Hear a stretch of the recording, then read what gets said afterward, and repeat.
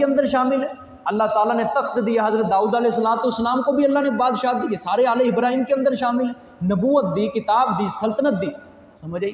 اللہ نے فرمایا میرا پیغمبر بھی تو آل ابراہیم میں سے ہی ہے نا، سمجھ آئی کہ نہیں؟ آل ابراہیم میں سے ہے نا آپ صلی اللہ علیہ وسلم، حضرت اسماعیل علیہ السلام کی اولاد میں سے ہے نا۔ حضرت ابراہیم کے 2 بیٹے تھے، حضرت اسحاق اور حضرت اسماعیل۔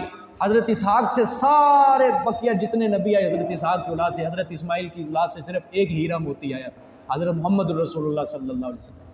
آپ اللہ تعالیٰ فرمانا چاہتے ہیں تو میرے پیغمبر کے اندر یہ صلاحیتیں ہیں نا کہ میں نے ان کو نبوت دی ہے، کتاب دی ہے، وہ بھی تو آل ابراہیم میں، تو حسد کرنے کی کیا وجہ ہے؟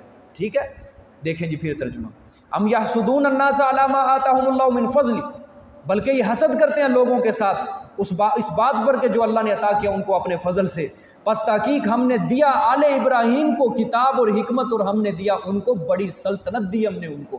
ٹھیک ہے، یہ حسد جو ہے نا، حسد آپ صلی اللہ علیہ وسلم نے فرمایا حسد سے بچو، کیونکہ یہ نیکیوں کو اس طرح کھا جاتا ہے جس طرح آگ خشک لکڑیوں کو کھا کے رکھ دیتی ہے، اس طرح حسد کھا جاتا ہے۔ سمجھے حسد کیا ہے؟ حسد کہتے ہیں کسی کی نعمتوں کے لیے زوال کی تمنا کرنا۔ مثال کے طور پہ کسی کے پاس گاڑی ہے، مکان ہے، گھر ہے، کوٹھی ہے، اللہ نے اس کو مال دیا ہے، کوئی دوسرا بندہ حسد کرتا ہے۔ کیا حسد کرتا ہے؟ اس کے پاس یہ چیز، یہ نعمتیں رہے ہی نہ، یہ چیز حرام ہے، حسد حرام ہے کرنا، سمجھیں گے؟ اچھا، اس کے مقابلے میں ایک دوسری چیز بھی ہے، اگر آپ کسی کے پاس زیادہ اللہ نے نعمتیں دی ہیں، اگر آپ یہ خواہش کریں کہ یا اللہ جس طرح تو نے اس کو دی ہیں مجھے بھی دے دے، یہ حسد نہیں ہے، اس کو کہتے ہیں غبطہ۔ کیا کہتے ہیں؟ غبطہ، غین با طا، غبطہ کہتے ہیں اس کو، یہ حسد نہیں ہے۔ یہ حسد کے زمرے، حسد یہ ہے کہ کسی کی نعمتوں کے زوال کی تمنا کیجیے، ختم ہو جائے۔ حسد بہت بڑی بیماری ہے انسانوں کے اندر، بہت بڑی بیماری ہے، اور یہ سب سے زیادہ حسد آج چل رہا ہے اپنے رشتہ داروں کے اندر چل رہا ہے، شریکہ جسے آپ کہتے ہیں نا، اس کے اندر یہ سب سے زیادہ حسد ہوتا ہے۔ اس لیے اس چیز سے بچنے کے لیے ہر نماز کے بعد آخری 2 صورتوں کی ضرور تلاوت کیا کرو، یہ 2 صورتیں پڑھ کے اپنے اوپر دم کیا کرو ضرور، قل اعوذ برب الفلق اور قل اعوذ برب الناس۔ اس چیز اللہ نے ایسے تو وَمِن شَرِّ حَاسِدٍ اِذَا حَسَد، یا اللہ میں حاسد کے شر سے بھی پناہ چاہتا ہوں جب وہ مجھ سے حسد کرنے لگے۔ یہی تو نہیں قرآن پاک کے اندر آخر کوئی بات ہے، سمجھ آئیے کہ نہیں؟ آخری 2 صورتیں پڑھ کے ہر نماز کے بعد اپنے اوپر دم کیا کرو تاکہ کوئی آپ سے حسد نہ کرے، سمجھ آ گئی ہے کہ نہیں؟ اللہ بچائے سب کو حسد سے۔ دیکھیں جی آگے، فَمِنْهُمْ مَنْ آمَنَ بِهِ وَمِنْهُمْ مَنْ صَدَّ عَنْهُ، یہ تسلی ہے آپ صلی اللہ علیہ وسلم کو۔ کس طرح دیکھیں، پس بعض ان میں سے من آمن بھی، جو ایمان لائے ساتھ اس کے، ومنہم من صد عنہ، اور بعض ان میں سے جو رک گئے تھے اس سے، یعنی اسلام لانے سے۔ یہ یہودیوں کے بارے میں، یا اہل کتاب کے بارے میں اللہ فرما رہے بعض ان میں سے ایمان لائے، بعض اسلام قبول کرنے سے رک گئے۔ بعض جو ایمان لائے تھے وہ حضرت عبداللہ بن سلام رضی اللہ تعالیٰ عنہ جیسے سے، سمجھ آئی ہے؟ وگرنہ اکثر یہودی ایمان نہیں لائے تھے۔ وَكَفَى بِجَهَنَّمَ سَعِيرًا، اور کافی ہے ساتھ جہنم سعیرہ، ان کو جلانے کے لیے، آخرت میں یہ ان کے لیے سزا کافی ہے کہ جہنم کی بھڑکتی ہوئی آگ، سعیرہ بھڑکتی ہوئی آگ کافی ہے ان کو جلانے کے لیے۔ ان الذین کفروا بآیاتنا، جی بھی کون بتائے گا یہ اس آیت کو کیا کہیں گے ہم؟ جزاک اللہ، اس آیت کا نام میں بول لیتا ہوں، جی بتائیں شاباش، ترجمہ دیکھ لیں، مطالعہ کر لیں۔ جی نہیں زجر نہیں ہے، جزاک اللہ جزاک اللہ، پورا دیکھیں۔ ان قریب داخل کریں گے ہم آگ میں اس کو، چمڑا سڑے گا، دیکھیں غور کریں، شاباش، قرآن پاک کے اندر غور کریں، اللہ ہمت دے، توفیق دے آپ کو، جزاک اللہ۔ جواد بھائی زور لگائیں، جزاک اللہ۔ تخویف، جزاک اللہ، تخویف، یہ دیکھیں جی پھر آئے، دیکھیں اصول سمجھ لیں۔ میں 2 اصطلاحیں آپ کے ذہن میں ضرور بٹھانا چاہتا ہوں۔ جہاں اللہ آخرت کے عذاب کا ڈراوا دیں گے نا، آخرت کے عذاب کا ڈراوا، سمجھ آئی؟ اس کو کہتے ہیں تخویف اخروی۔ تخویف مطلب ہوتا ہے ڈرانا، سمجھ آئی؟ اخروی مطلب آخرت کے عذاب سے ڈرا رہے ہیں اللہ تعالیٰ، سمجھ آئی؟ دیکھیں نا آیت غور کریں، بے شک وہ لوگ جنہوں نے کفر کیا ہماری آیات کا، ان قریب ہم داخل کریں گے آگ میں۔ یہ کیا ہے؟ اخروی عذاب سے کیا کر رہے ہیں؟ اللہ تخویف دے رہے ہیں، ڈراوا ہے، یہ سمجھ نہیں آپ نے۔ اور تخویف کی دو قسمیں ہیں، تخویف دنیاوی بھی، تخویف بعض اوقات اللہ قرآن میں دنیا کے عذاب کا بھی ڈراوا دیتے ہیں، بعض اوقات آخرت کے، زیادہ تر آخرت کے عذاب کا ڈراوا ہے، سمجھ آئیے؟ یہ ہے تخویف اخروی، نام یاد کر لیں کیا ہے تخویف اخروی، تا خا واو یا فا، تخویف اخروی۔ اچھا پھر ساتھ ہی اللہ تعالیٰ جہاں کافروں کے لیے تخویف اخروی سناتے ہیں، مومنین کو اللہ تعالیٰ جنت کا وعدہ دیتے ہیں، اس کو کیا کہتے ہیں؟ بشارت۔ بشارت مطلب خوشخبری، سمجھے؟ یہ دو چیزیں آپ ذہن میں بٹھائیں، بشارت اور تخویف اخروی۔ جہاں مومنین کو جنت کی باتیں سنائیں وہ بشارت ہے، سمجھ ہی ہے، یا اللہ اپنی رضا سنائے کہ میں راضی ہو چکا، یہ بشارت ہے۔ اور جدھر تخویف اخروی آخرت کے عذاب کا ڈراوا وہ تخویف اخروی، سمجھ آئیے؟ یہ تخویف اخروی ہے جی۔ ان الذین کفروا بآیاتنا، بے شک وہ لوگ جنہوں نے کفر کیا، بآیاتنا ساتھ ہماری آیات کے، کیا آیات؟ توحید و رسالت کی آیات کا انکار کیا ہے اللہ تعالیٰ، سمجھ آئی؟ آگے سمرا سوف نصلیہم نارا، ان قریب ہم داخل کریں گے ان کو آگ کے اندر، ان قریب ہم داخل کریں گے ان کو آگ میں بعد از موت، ٹھیک ہے؟ کلما نضجت جلودہم بدلناہم جلودا غیرہا، جب بھی جل جائیں گے جلودہم ان کے چمڑے، جب بھی جل جائیں گے ان کے چمڑے، بدلناہم جلودا تو بدل دیں گے ہم ان کے چمڑے غیرہا دوسرے سے، ان کو دوسرے سے، سمجھ آئی ہے؟ بدل دیں گے ہم ان کے چمڑے دوسرے سے، یعنی دیکھیں اللہ تعالیٰ جہنم میں داخل کریں گے نا، وہ آگ چمڑے کو جلائے گی، جلائے گی چمڑے کو، وہ جب چمڑا سارا جل جائے گا اللہ تعالیٰ اس کی جگہ دوسرا چمڑا اور لگا دیں تاکہ اور عذاب اس کو اور عذاب ملے، اور عذاب، چمڑا جلے گا پھر اللہ تعالیٰ چمڑا لگائیں گے دوبارہ، چمڑا جلے گا پھر دوبارہ، کیا اللہ نے فرمایا؟ یہ کس وجہ سے؟ لیذوقوا العذاب، تاکہ چکھیں وہ عذاب کو۔ اللہ تعالیٰ سب کو محفوظ فرمائے عذاب سے، سب کو محفوظ فرمائے۔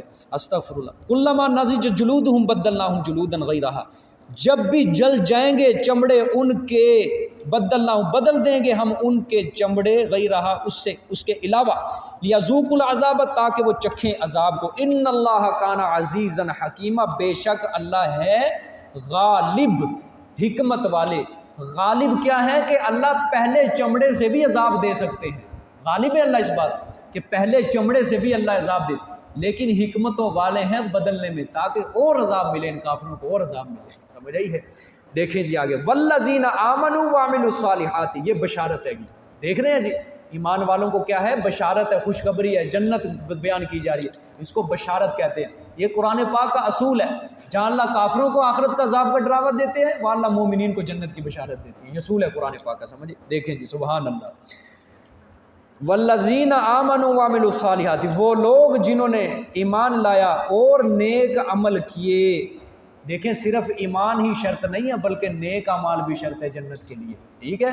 نیک عمل بھی کرنے ہیں، نمازیں بھی پڑھنی ہیں، روزے بھی رکھنے ہیں، حقوق اللہ بھی پورے کرنے ہیں، حقوق العباد بھی پورے کرنے ہیں، یہ سارے نیک اعمال کے اندر شامل ہیں۔ سندخلہم جنات تجری من تحتها الانہار خالدین فیہا، ثمرہ جو نیک عمل کریں گے، ایمان لائیں گے، نتیجہ کیا ہوگا؟ ان قریب ضرور داخل کریں گے ہم ان کو جنت میں، باغات میں، کیا ہوں گی وہ؟ چلتی ہوں گی ان کے نیچے سے نہریں، ان کے نیچے سے کیا چلتی ہوں گی؟ نہریں۔ اللہم اجعلنا منہم، اللہ ہم سب کو جنت میں داخلہ نصیب فرمائے، سمجھ آئی؟ جنت، یہ کیا مطلب اس کے نیچے سے نہریں؟ آپ کبھی نہر کے قریب سے گزرے؟ نہر درمیان سے جاری ہوتی ہے، اس کے ارد گرد کیا لگے ہوتے ہیں؟ درخت، ادھر بھی درخت، ادھر، وہ ایسے ہوتے ہیں، وہ نظارہ ہی عجیب ہوتا ہے، سمجھے؟ نیچے سے نہر گزر رہی ہوتی ہے، جنت کے اندر اس طرح نہریں چل رہی ہوں گی۔ شراب صلی اللہ علیہ وسلم نے فرمایا دودھ کی نہر بھی ہوگی، شراب کی نہر بھی ہوگی، پانی کی نہر بھی ہوگی، شہد کی نہر بھی ہوگی، اور اللہ جنتیوں کو ایک چھڑی ہاتھ میں پکڑائیں گے، چھڑی، مثال کے طور پہ نہر وہ دور سے گزر رہی ہے نا، وہ چھڑی نہر کی طرف ایسے کرے گا، وہ نہر اس کی طرف چلنا شروع ہو جائے گی، مڑ جائے گی وہ نہر اس کی طرف، سبحان اللہ۔ یہ کس کو ملے گی یہ نعمتیں؟ یہ توحید والوں کو ملیں گی، یہ قرآن والوں کو ملیں گی، جو عشاء کے بعد اللہ کا قرآن سمجھتے تھے، جم کے ڈٹ کے بیٹھ کے اپنی ساری مصروفیات بیوی بچوں کو چھوڑ کے اپنا اللہ کا قرآن اللہ کے ساتھ جاری، اللہ کے ساتھ وفاداری نبھاتے تھے، یہ ان کو ملے گی یہ نعمتیں، سمجھ آئی؟ فارغ لوگوں کو نہیں ملے گی۔ मुशरिकों को नहीं मिलेंगी, समझे, नाशुकरों को नहीं मिलेंगी ये नेमतें, काफिरों को नहीं मिलेंगी, समझ आई है। शुक्रगुजार बंदों को, अल्लाह के नेक बंदों को, अल्लाह के साले बंदों को ये मिलेंगी, समझ आई है। देखें जी आगे क्या फरमाया, खालिदीन फीहा, सुभान अल्लाह, वो उसके अंदर हमेशा रहेंगे। और दुनिया की नेमतें आती हैं, जितना मर्जी बड़े बड़े महल बना लो, पूरे पाकिस्तान जितना महल बना लो, लेकिन फिर भी ये क्या है, ख़त्म होने वाला है। क्या होने वाला है? ख़त्म। इसको रेज़ा रेज़ा एक दिन होना पड़ेगा। लेकिन जन्नत की नेमतें जो हैं वो ख़त्म होने वाली नहीं, बल्कि वो उखरवी नेमतें जो हैं वो दायमी नेमतें होंगी, उसके अंदर हमेशा के लिए रहेंगे। और ये जन्नत की बहुत बड़ी नेमत है, समझिए। आपको दुनिया के अंदर भी कोई अपना बंगला दे, चाबी पकड़ा दे, ये लो भी एक हफ़्ते के लिए आपके लिए है, ये कौन सी नेमत हुई है? वो एक हफ़्ते के बाद पता है चले जाना है, लेकिन अल्लाह फरमा रहे खालिदीन फीहा, उसके अंदर हमेशा रहना है, उसके अंदर से फिर निकलना नहीं है। आगे क्या है जी, आबादा, हमेशा के लिए। लहुम फीहा अज़वाजुम मुतहरा, सुबहान अल्लाह, वास्ते उनके उसमें पाकीज़ा बीवियाँ, वास्ते उनके लिए उसमें पाकीज़ा बीवियाँ होंगी, पाकीज़ा बीवियाँ, हूरें भी होंगी, औरतें भी होंगी, 70 हूरें मिलेंगी। आप सल्लल्लाहु अलैहि वसल्लम ने फरमाया जन्नत के अंदर जो कम मर्तबे वाला जन्नती होगा, 80,000 खादिम होंगे उसके, और 72 बीवियाँ होंगी उसकी। 80,000 खादिम, ये कम मर्तबे वाला है, कम मर्तबे वाला सबसे। 80,000 खादिम और 72 बीवियाँ होंगी उसके लिए, समझ आइए, और पाकीज़ा होंगी। देखें दुनिया की जो औरत है ना, इसके अंदर 2 किस्म की बीमारियाँ होती हैं, जिस्मानी और रूहानी। जिस्मानी बीमारी इसके अंदर क्या है?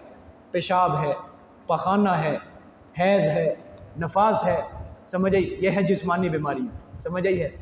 नाक सींकना, थूक फेंकना, ये सारी क्या है? जिस्मानी बीमारी, समझ आइए। रूहानी बीमारियाँ औरत के अंदर क्या है?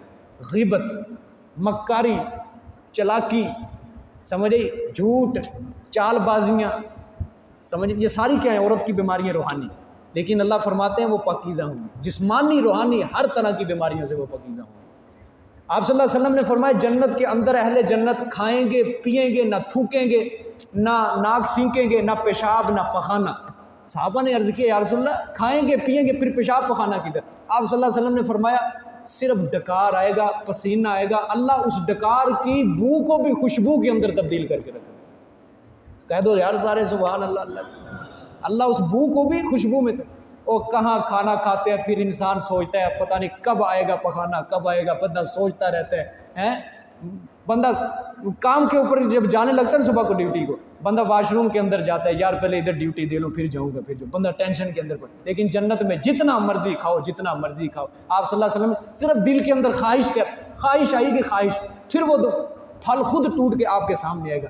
आप आधा खाएंगे, आप जब गिरा देंगे उस फल को, वो फल दोबारा तरोताज़ा होकर दोबारा दरख्त के ऊपर लग जाएगा। समझ आइए, जन्नत के अंदर ये किसको मिलेंगी? ये अहले कुरान को मिलेंगी, समझ आइए कि नहीं? पाकीज़ा बीवियाँ, सुभान अल्लाह। एक और हदीस आपके लिए सुनाता हूँ, एक और हदीस मेरे जहन में अभी आई। आप सल्लल्लाहु अलैहि वसल्लम ने फरमाया जन्नत के अंदर जुमे वाले दिन एक बाज़ार लगेगा, बाज़ार लगेगा, उसके अंदर मर्द जाएंगे शॉपिंग करने के लिए, औरतें घर में होंगी।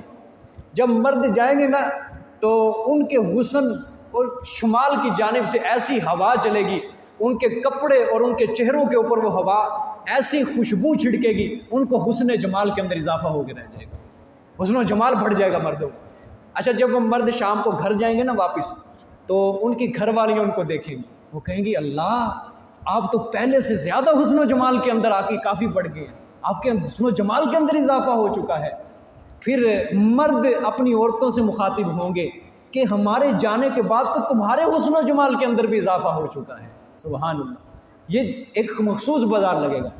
आज देख लो दुनिया के अंदर मर्द जाता है बेचारा हफ्ता लाहौर कराची, जब वापस घर आता है बीवी कहती है कितों तो पे काला मुँह करा के आ गए तो थे, समझ आइए। तो जन्नत के अंदर ये काम नहीं होगा, हुस्न बढ़ेगा, समझ आइए, शबाब बढ़ेगा, 33 साल की उम्रें होंगी सबकी, सबकी जवानी की उम्रें होंगी, समझ आइए कि नहीं? उसके लिए तैयारी करो मेरे अज़ीज़। उसकी तैयारी क्या है? ये कुरान है उसके लिए तैयारी, ये कुरान है। दुनिया कमाना उसके लिए तैयारी नहीं है, वो सिर्फ अपनी पेट के लिए है।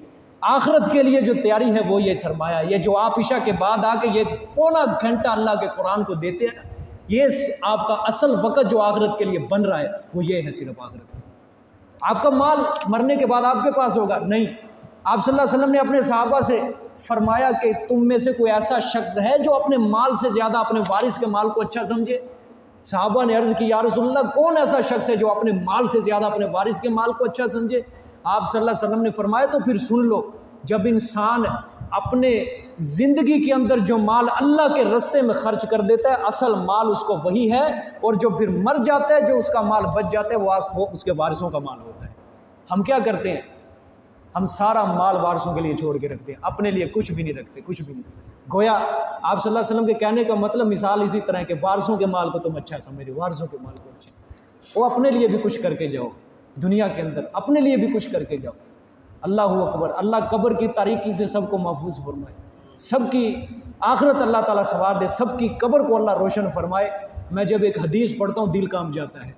کہتے ہیں جب ورثاء قبر کے اندر داخل کر کے آ جائیں گے، جب داخل کرتے ہیں قبر کے اندر رکھتے ہیں میت کو، دو فرشتے کالی شکلوں والے، نیلی آنکھوں والے، ان کے بال اتنے بڑے بڑے کہ پاؤں تک، اور وحشت ان کی شکل کو دیکھ کے انسان خوف کھا جائے، ڈر کھا جائے، اور ان کی آنکھوں کی جو روشنی ہوتی ہے اگر کوئی انسان اس کو دیکھ لے تو اس کی آنکھیں چندے آ جائیں، ختم ہو جائیں۔ جب ورثاء دفن کر کے چلے جاتے ہیں وہ اپنے بالوں کے ذریعے اس قبر کو کھودتے ہیں، وہ دو فرشتے بالوں کے ذریعے جب وہ کھود کے انسان کے پاس جا کے وہی سوال کرتے ہیں، وہ منکر نکیر جو ہوتے ہیں، من ربو کا، تیرا رب کون ہے؟ جو گناہ گار ہوتا ہے وہ تو چونک جاتا ہے، وہ ڈر جاتا ہے ان کو دیکھ کے، لیکن جو نیک ہوتا ہے، اللہ کا صالح بندہ ہوتا ہے، اللہ کا فرما بردار، اللہ تعالیٰ اس کو ایمان اس وقت بھی نصیب کرتے ہیں، اس کو طاقت دیتے ہیں، قوت دیتے ہیں، وہ اس فرشتوں کو دیکھنے کی صلاحیت رکھتے ہیں۔ فرشتے سوال کرتے ہیں من ربو کا، تیرا رب کون ہے؟ نیک روح جواب دے دیتی ہے، نیک بندہ ربی اللہ، میرا رب اللہ ہے۔ کیا 2 گز زمین کے نیچے میں اپنے رب کو آگے بھول گیا؟ وہ دوسرا سوال کا من نبیوں کا، تیرا نبی کون ہے؟ نبی محمد صلی اللہ علیہ وسلم۔ تیسرا سوال ما دینوں کا، تیرا دین کیا ہے؟ دینی اسلام، میرا دین اسلام ہے۔ اللہ سب کی زبانوں پہ قبر کے اندر یہ سوال آسان فرمائے، بلکہ بغیر قبر کے حساب و کتاب سے اللہ بچے، بغیر حساب و کتاب اللہ جنت میں داخل۔ پھر وہ فرشتے کہتے ہیں ٹھیک ہے تو کامیاب ہے، یہ جنت کی کھڑکی کھلی ہے، جا قیامت تک تو آرام کی نیند سوتا رہے یہاں پہ، قیامت تک۔ یہ قبر کا اجالا، قبر کی روشنی کس طرح نصیب ہوگی؟ اللہ کا دین سمجھ کے، اللہ کا قرآن سے۔ میرے عزیز دوستو جڑو قرآن سے۔ دیکھو میں آپ کے لیے پورا دن محنت نہیں کرتا، میں نے اس کا اجر اللہ سے لینا ہے۔ میرے دل میں تڑپ جو ہے میرے مسجد کا ایک ایک نمازی قرآن کا فہم رکھنے والا ہوں، قرآن سمجھنے والا ہوں۔ میں پورا دن محنت کرتا ہوں اس کے لیے، پورا دن۔ میں یہ کوئی ایک تفسیر پڑھ کے آپ کے سامنے نہیں آ جاتا، کوئی ایک تفسیر کا مطالعہ ہو گیا، میں اپنے اساتذہ کی 2 اساتذہ کی ریکارڈنگ سنتا ہوں، پھر اس کے علاوہ میں کئی تفسیروں کا میرا مطالعہ ہے، عربی تفسیر ہے، اردو تفسیروں کا میرا مطالعہ ہے، یہ صرف آپ کے لیے۔ اس کے بعد میں نے اپنا بھی یہ لکھنا ہوتا ہے، یہ سارا، یہ جتنا بھی میں نے سبق پڑھانا ہے میں نے اس کو کاپی کے اوپر لکھ لینا اپنا سارے کا سارا درس، صرف کس کے لیے؟ آپ کے لیے۔ آپ قرآن پاک سمجھیں، لیکن آپ کو بھی تھوڑا سا آپ اس کو مجبوری بناؤ، جس طرح میں نے مجبوری بنایا ہے نا، دنیا کے سارے کام چھوڑ کے یہ ایک وقت جو عشاء کے بعد ہے یہ اللہ کے قرآن کے سپرد کر دو بس۔ میں 1 روپیہ پیسہ میں لاکھ کوئی میں مطالبہ نہیں کرتا یہاں بیٹھ کے، مجھے صرف آپ کا یہ پونا گھنٹہ چاہیے یہ قرآن کے لیے، بس میں اس کا چندہ۔ بہت مولوی دیکھے ہوں گے وہ آپ سے پیسے لیں گے، بھی یہ کام کروانا، یہ میں نہیں کرتا آپ سے، میں صرف آپ کی آخرت کا مطالبہ کرتا ہوں۔ خدا کے لیے اپنی آخرت کو، اپنی قبر کو روشنی نصیب کرو اللہ کے قرآن کے ذریعے، قرآن کے ذریعے۔ میں کئی ساتھیوں کو دیکھتا ہوں وہ ایک دن وہ آتے ہیں، دوسرے دن وہ چھٹی کر لیتے ہیں، تیسرے دن وہ آتے ہیں، چوتھے دن وہ چھٹی کر لیتے ہیں۔ اس طرح کام نہیں چلے گا یار، اس طرح کام نہیں چلے گا۔ آج کے بعد مجبوری بنا لو اس کو، وعدہ کرو اللہ تعالیٰ کے ساتھ، یا اللہ دنیا کا کوئی کام عشاء کے بعد ہمیں آ گیا نا، ہم اس کو چھوڑ دیں گے، پسے پشت ڈال دیں گے، تیرے قرآن کو ہم آگے رکھیں گے۔ وعدہ کرو اللہ کے ساتھ، وعدہ نہیں چھٹی کریں گے یا اللہ۔ ہم دنیا کے کاروبار کو ہم نئی مجبوریاں بناتے، یا اللہ ضائع ہوتا ہے ہو جائے، ختم ہوتا ہے ہو جائے، لیکن تیرا قرآن کا اگر سبق ضائع ہو گیا یا اللہ ہم اس کے اوپر بہت شرمندہ ہو گئے، ہمیں توفیق دے، ہمیں ہمت دے، عشاء کے بعد آ کے یا اللہ تیرے گھر کے اندر بیٹھ کے ہم تیرا قرآن سمجھ گئے، تیرا قرآن سمجھ کے آؤ تو صحیح یار، اس کے لیے جڑو تو صحیح اس قرآن کے ساتھ۔ صحابہ کرام غربت کی زندگیاں گزارتے تھے مکہ مکرمہ کے اندر، وہ غربت کی زندگیاں گزارتے تھے، اونٹ کی کھالوں کو سکھا کے اس کا سرما بنا کے اس کو پانی کے ساتھ پیا کرتے تھے، ایسے انہوں نے دن کاٹے۔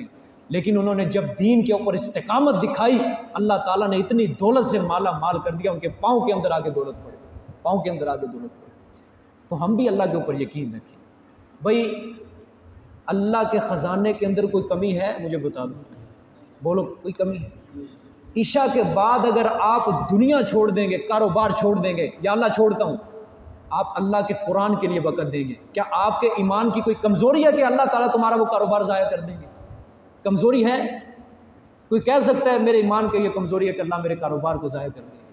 اگر کمزوری ہے تو پھر ہی ہم تو چھٹی کرتے ہیں، یار میرا کاروبار رہ جائے گا اگر میں درس قرآن میں شامل ہوں۔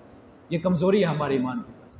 بھائی اللہ کے لیے، یا اللہ تیرے قرآن کے لیے چھوڑا ہے میں نے یہ کام، اب اس کو تو نہیں سنبھالنا ہے۔ دیکھنا خدا کی قسم کس طرح اللہ تعالیٰ تمہارے راستے کھول دے۔ میں صرف دو چیزوں کو مجبوری سمجھ سکتا ہوں آپ کو۔ ایک، اللہ نہ کرے کسی کا کوئی رشتہ دار فوت ہو جائے، یا کسی کا کوئی عزیز و قریب یا خود وہ بیمار ہو جائے، بس یہ دو مجبوریاں ہیں بس۔ اس کے علاوہ تیسری میں کوئی مجبوری نہیں سمجھتا کسی کے لیے۔ شادی ہے، فلانی جگہ چلے گئے، فلانی جگہ، کوئی مجبوری نہیں ہے، صرف وہ دنیا کے کام ہیں۔ یہ دو مجبوریاں بس میرے نزدیک، باقی کوئی نہیں۔ خدا کے لیے یار اس قرآن کے ساتھ جو وعدہ کرو اللہ کے ساتھ، یا اللہ مجھ سے نہ کرو وعدہ، یا اللہ تجھ سے وعدہ کرتے ہیں، تیری کتاب، تیرے محبوب، تو نے اپنے محبوب کے اوپر تو لاڈ سے اتاری، پیار سے اتاری تھی، یا اللہ ہم اسی کتاب کو اسی پیار سے اپنے گلے سے لگائیں گے، اس کو سمجھیں گے ہم کتاب۔ سمجھ آئیے کہ نہیں؟ یہ جتنے بھی پیچھے بیٹھے ہیں نا، پیچھے بیٹھے، ان سے میں بعض کو مخاطب ہوں سب سے، یہ خدا کے لیے یہ پکے ہوں قرآن پاک سے۔ اور میں یہ دوبارہ عرض کرتا ہوں، کل کو تھوڑا سا کلاس کو بڑا کر دیجیے گا تاکہ ہر کسی کے پاس قرآن کا نسخہ موجود ہو، ہر کسی کے سامنے پھٹی رکھی جائے اور وہ قرآن دیکھ کے پڑھے، تاکہ قرآن کے الفاظ کا نور جو ہے وہ اس کے دل کے اندر اترے۔ سمجھ آئیے کہ دیکھیں جی، لہم فیہا ازواج مطہرہ، واسطے ان کے اس میں پاکیزہ بیویاں ہوں گی، وَنُدْخِلُهُمْ ظِلًّا ظَلِيلًا، اور ہم داخل کریں گے ان کو سائے گنجان میں، داخل کریں گے ہم ان کو سائے گنجان میں۔ یہاں پہ اشکال پیدا ہوتا ہے، جنت کے اندر تو دھوپ ہی نہیں ہوگی، پھر سایہ کس چیز کا؟ سمجھ آئی کہ نہیں؟ جنت کے اندر تو دھوپ ہی نہیں ہے، سایہ اللہ نے قرآن میں فرمایا، آگے آپ پڑھیں گے ولا شمس ولا زمہریرا، کہ جنت کے اندر وہ دھوپ دیکھنے کو نہیں ملے گی، تو پھر سایہ کس چیز؟ جواب اس کا یہ ہے، اللہ تعالیٰ کی ذات کوئی سائے کے لیے، روشنی کے لیے کوئی دھوپ کی محتاج نہیں ہے، اللہ بغیر دھوپ کے بھی روشنی کو پیدا کر سکتا ہے۔ سمجھ آئی کہ نہیں؟ اللہ کی ذات محتاج نہیں ہے کہ وہ کائنات کے اندر وہ روشنی کرے اور اس کے لیے دھوپ کو سہارا بنائے، اللہ بغیر دھوپ کے بھی روشنی پیدا کر سکتا ہے۔ جنت کے اندر اللہ بغیر آفتاب کے، بغیر دھوپ کے بھی روشنی پیدا کر سکتا ہے۔ سمجھ آئی ہے؟ اور سایہ جو ہوتا ہے نا، اس کے اندر نہ گرمی ہوتی ہے نہ سردی ہوتی ہے، اس کے اندر بڑی عجیب راحت محسوس ہوتی ہے، اس لیے اللہ نے فرمایا کہ سائے گنجان میں۔ آپ صلی اللہ علیہ وسلم نے فرمایا جنت میں ایک درخت کا سایہ، عربی گھوڑا 30 دن، پورے 30 دن دن رات دوڑتا رہے، اس کا سایہ ختم نہیں ہوگا، اس کا سایہ ختم۔ جس کا درخت اتنا بڑا ہے، اللہ اس کو جب جنت دے گا وہ کتنی بڑی ہوگی، وہ کتنی بڑی۔ اللہ سب کو نصیب فرمائے۔ جزاک اللہ، صدق اللہ۔